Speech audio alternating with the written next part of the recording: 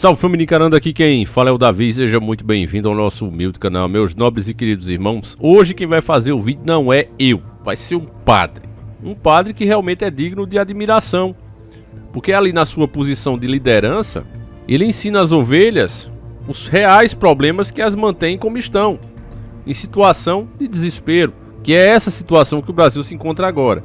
Então ele faz alguns questionamentos sobre os gastos dos juízes aqui no Brasil, o que é totalmente contraditório com a narrativa que eles mesmos vêm dizendo o tempo todo. Olha, nós somos um país pobre, nós não temos recurso, tudo aqui é caro, você precisa pagar muito imposto porque nós não temos condições e é assim mesmo.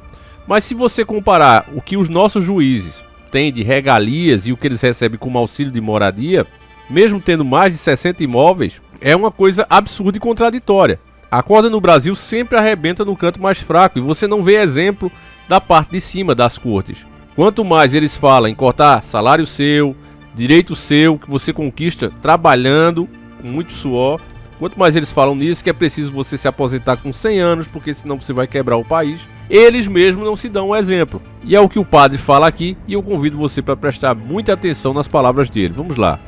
Esses dias, todo o Brasil se pergunta: por que tanta gente não tem onde morar e os juízes recebem R$ 4.700 de auxílio moradia?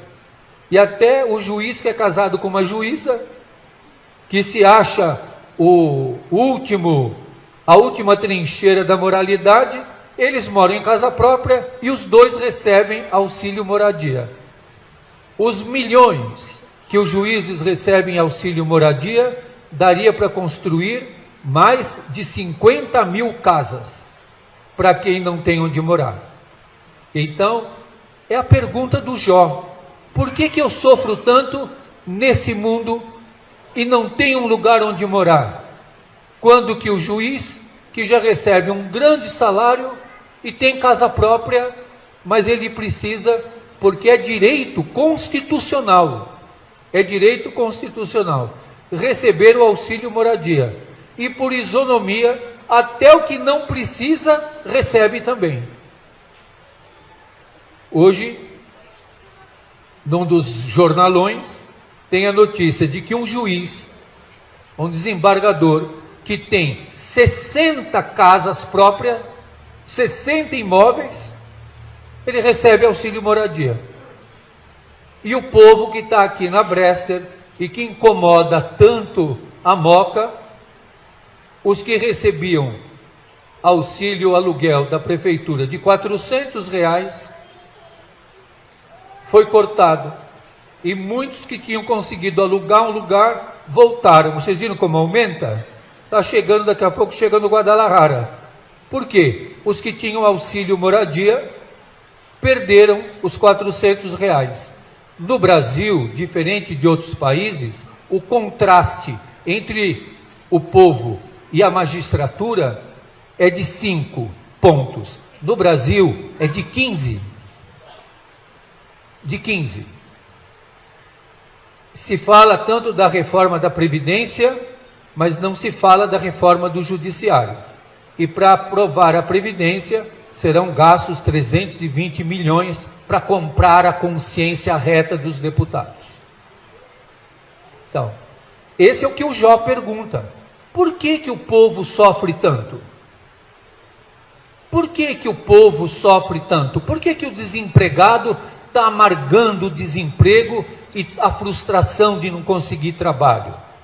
Hoje Jesus iria defender o quê? O privilégio do judiciário?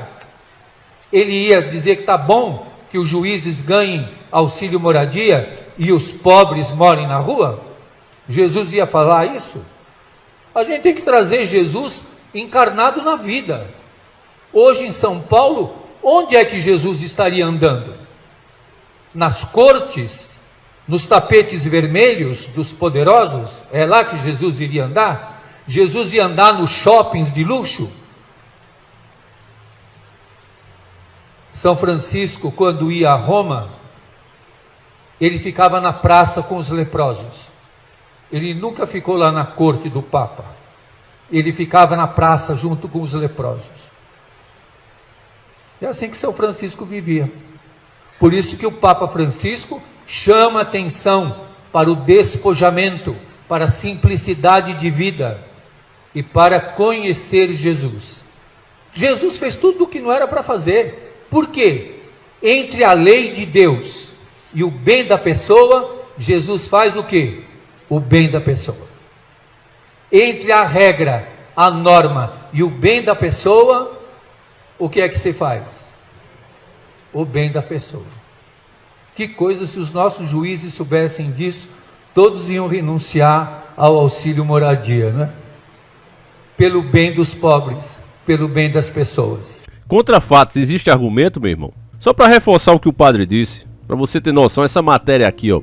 Custo do STF supera 500 milhões apenas no primeiro semestre do ano. Não é o ano inteiro, é apenas no primeiro semestre. Primeira reportagem da série No Centro do Poder, produzida pelo grupo ND, mostra quanto custa a estrutura do Supremo Tribunal Federal para os cofres públicos. Nos 6 primeiros meses, folha salarial consumiu 197,6 milhões. Você ouviu isso? Quase 200 milhões. E isso em 2021. Agora em 2022 você pode saber, ter certeza que o gasto vai ser maior, porque tudo está subindo no país. E é justamente por isso que sobe tantas coisas, meus irmãos. É um sistema que está todo interligado, tem muita gente mamando. Literalmente, como a música de Zezé de Camargo dizia, tem pessoas levando lucro, tem pessoas colhendo fruto sem saber o que é plantar. Esses caras aqui. Você ouviu o que o padre falou? Tem deles que tem 60 imóveis, que se sabe, né, que é declarado. E mesmo assim, eles recebem auxílio moradia, mesmo que seja juiz casado com juíza, os dois recebendo do povo. Só isso aí, meu irmão, essa fortuna que é gasta com esses caras, dava para melhorar a vida de muitas pessoas nesse país, mas o problema é a ganância. Então aquelas palavras que Jesus Cristo usou, que é erroneamente interpretada por muitos, que ele diz, é mais fácil um camelo passar pelo buraco de uma agulha do que um rico se salvar, não é porque seja proibido que a pessoa lute para ter as suas coisas. A questão é essa ganância. Que a maioria das pessoas que atinge esse status, elas só pensam nelas mesmo. Elas vivem em função do dinheiro, mesmo que para isso prejudique outros, tá aqui a prova.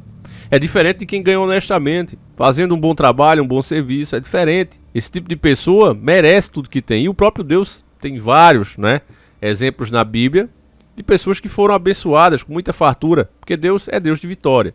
Mas a questão é aqueles que vivem em função disso e tira da boca literalmente, porque é isso que eles estão fazendo. Você vê o país quebrado, veja o tempo agora que demora para uma pessoa se aposentar, mesmo tendo trabalhado, tão cansada, né? E esse pessoal fez tudo isso, tiraram o direito trabalhista, estão privatizando tudo. E ao mesmo tempo que se aperta o povo, querem tirar até o SUS, alegando que ele custa muito caro e que a iniciativa privada, cada um pagava o seu, né? Porque senão o país vai quebrar. Com essas alegações, ao mesmo tempo você não vê eles darem um exemplo. Parece que o problema é todo o povo. Só que na verdade, na realidade é o contrário. O povo é quem gera riqueza com seu trabalho, riqueza real, é o povo. É duas coisas que você vê a presença de Deus, né? É na mão de obra do povo e nas riquezas, nos minérios, na natureza que o próprio Criador fez. Então você vê que um completa o outro. Agora vem esses caras aí dizendo, eu sou essencial, sem eu vocês não podem existir, não podem sobreviver, porque eu coloco a ordem, e você simplesmente se ferra. E isso, né? Sem falar nos parlamentares, que aí esses milhões viram trilhões. O gasto é muito grande, meu irmão. Eles falam em transparência, né, meus irmãos? Mas fora o que a gente já gasta, que é muito, e aí é o que Ernesto também falava, e a gente não pode esquecer nunca, que fora isso, meu irmão, que você tem ali no portal da transparência, qualquer um pode entrar e ver quanto é que está sendo gasto ali com o parlamentar, com o juiz e etc. Se não fosse isso, nem isso nós saberíamos. Mas eles ainda acham pouco isso aí que eles recebem. É esse o ponto que a gente não pode esquecer. Porque se a gente ficar falando disso aqui, né? Por exemplo, Enéas usou no templo, né? O mensalão, o petrolão. E as pessoas, olha, foi muito roubo. Não, de fato foi muito roubo. A Petrobras, inclusive, quase quebrou por causa do petrolão. Não era por causa da política de preço. A política com um preço justo, mais um lucro em cima, né? Do que se tirava ali, até um lucro alto, permitia que a empresa continuasse crescendo, desenvolvendo-se e gerando desenvolvimento no país. O problema da Petrobras na mão do PT foi justamente a roubalheira. Mas aí, como você sabe, como eles são contra o povo, o que é que eles fazem? Pega um motivo justo e faz uma coisa imoral e contra o povo. Apunhala o povo literalmente pelas costas. Porque essa política do PPI é roubo. E aí, quando você vai ver todos os contratos que o Brasil faz, a forma que a gente vende as coisas mesmo, por exemplo, a Eletrobras agora, e eu sempre vou repetir aqui, que é para vocês repassarem a informação, a Eletrobras foi vendida por 96 bilhões, tá certo? Só que dos 96 bilhões, eu já falei em outro vídeo e repito, só vai entrar 26 bilhões até o final do ano. O restante será pago em 30 anos, ou seja, a própria empresa vai se pagar. Então ela foi vendida na prática por 26 bilhões, que é o dinheiro que vai entrar até dezembro, para que Bolsonaro possa aí tentar se reeleger. Então isso aí, se não for um crime que lesa a pátria, meu irmão, eu não sei o que é, porque até nós ia dar um jeito pra ver se pegava. 26 bilhões e você tem um lucro ali trilionário de um serviço essencial de um país, de uma nação como o Brasil, com proporção de continente, meu irmão. E por que é que eles fazem isso? Não é de agora, sempre foi assim. Enéas passou a vida falando disso. Quando mostrava essas coisas, ele dizia, olha, mas a entrega que a gente faz dos nossos minérios, deixando eles dizer a quem vender e por quanto vender, é prejuízo de milhões todos os dias. E o pessoal tá preocupado ali com o mensalão, que comparado a isso, nas palavras dele, era mesada de trombadinha. Então é a mesma coisa que a gente vê.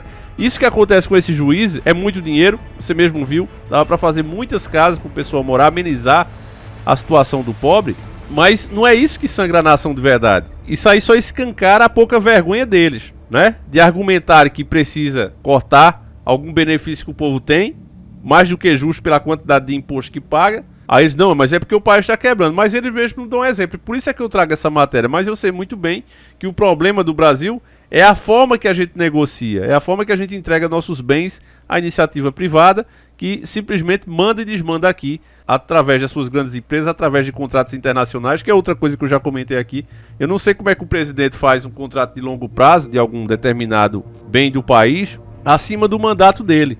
O camarada tem no máximo 8 anos de mandato, isso se for reeleito, e ele faz contrato de 20 anos, 30 anos. Como é que pode uma coisa dessa? Então tudo tem que ser revisto, meus irmãos. A coisa tá muito absurda. E pra gente começar a mudar isso aí é informação, meu irmão. Um dia que o povo despertar e entender o que realmente acontece, vamos parar de cair no circo. Por exemplo, o Bolsonaro agora vai pedir uma CPI aí na diretoria da Petrobras, sendo que ele pode demitir todos. É só ler o contrato da Petrobras. A iniciativa privada não tem direito a voto. Eles participam do lucro ali da empresa, mas eles não podem opinar em nada do que o governo faz, porque ele é o sócio majoritário e ele é quem manda. Ela é uma empresa mista, controle estatal. Então você sendo o dono, o gerente de uma empresa, e você desconfia que os peões ali estão trabalhando errado, você não faz uma CPI, porque a CPI vai ser em cima de você. Você simplesmente demite eles, coloca uma turma toda nova. E o presidente pode fazer isso a hora que ele quiser. Inclusive essa é a proposta de outros candidatos, meus irmãos. Eu não cito aqui porque também eu não confio nem um pouco. Mas a verdade é essa. Enfim, deixa aí a tua opinião sobre o padre. Eu aqui particularmente dou os parabéns. É difícil hoje em dia alguém que tem influência ter essa coragem de falar assim abertamente. Isso aí gera às vezes inclusive transferências da pessoa, porque essa turma é toda unida. Um sai ligando pro outro, ó, esse padre aí, ó, falando isso. Tá tendo repercussão nacional. Ó, tira esse cara dali. Isso acontece muito, meus irmãos. Então pessoas que têm influência pensam 1000 vezes, né, antes de fazer isso.